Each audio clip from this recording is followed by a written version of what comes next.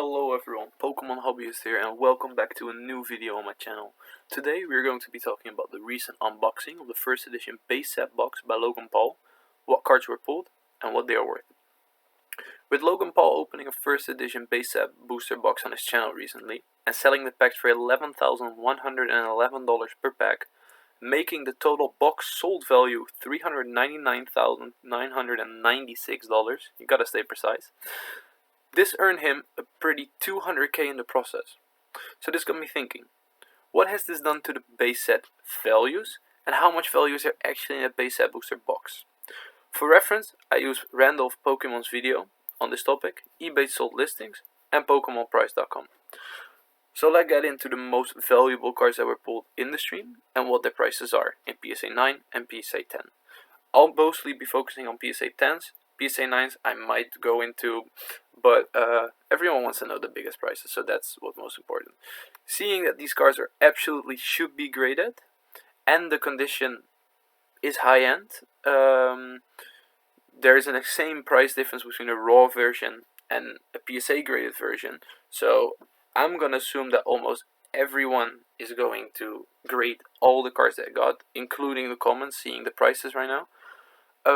What's obvious is that most people took a big L, seeing that it's almost impossible to make profit off a pack when you don't get a holo, as we saw with Randolph's pack, where he got a Pikachu, a Squirtle and a Bulbasaur, which is amazing if you don't get a holo, but this would still fall short by about $2,000 if all his cards got a PSA 10.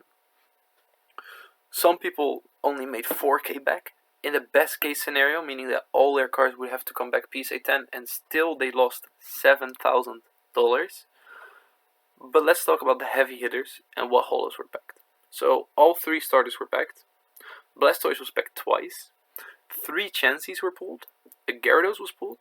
A Polywrath, a Raichu, an Alakazam, and a Mewtwo were pulled. So the highest selling card prices, number 1, of course, Charizard, $220,000 on the last Charizard PSA 10. This one was of course bought by Rapper Logic, recently trying to enter the market with a big splash and making this card part of his investment portfolio. I'd say smart investment. A Blastoise, which is about $38,000 in PSA 10. These prices are. This one is after buyer's premium. This was bought on auction recently. A Polywrath is about $5,000 in PSA 10. But let's see for reference, a Pikachu, which is a common card, is $2,500 in PSA 10. The Red Cheeks is an insane amount more, but 2 Pikachus already pay for 1 Poliwrath holo, and I think he pulled 9 or 10 Pikachus. Let's move on to a Raichu. Raichu, I thought the highest price was about 6,000, maybe in private auction 8, 9, 10,000. Just yesterday, it was confirmed that a PSA 10 Raichu was sold for 20,000. So this of course shatters the last sold price, and it's insane to see how quickly these prices are going up. Alakazam is worth around 7,000, and what I notice is that people, me included, we talk about these numbers like it's nothing, but this is a prime example of demand overshadowing the population.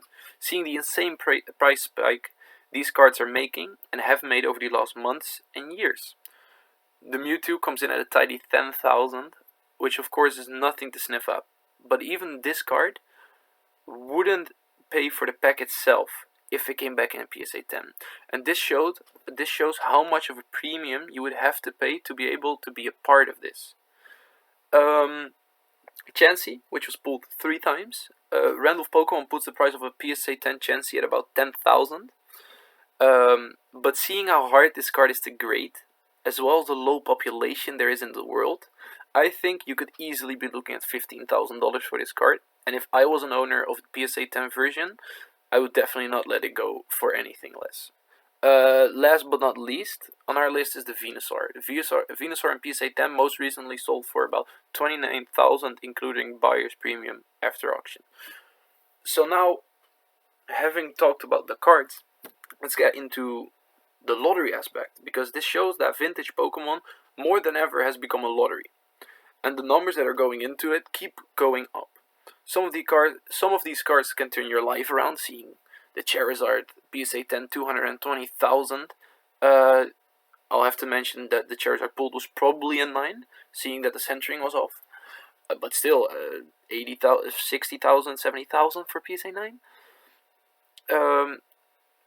But whereas these cards could turn your life around, others, while being the best possible pulls, some of the best possible pulls of the whole set, graded in PSA 10, won't even pay back for the pack itself. So of course Logan Paul was able to factor his name into the price, seeing that everyone participating received a shout out to his audience of millions, and this made it possible for him to charge these prices. Now what is this going to mean for the Pokemon community as a whole? And mainly for the people who don't have this amount of money to splash on Pokemon. Not much, in short.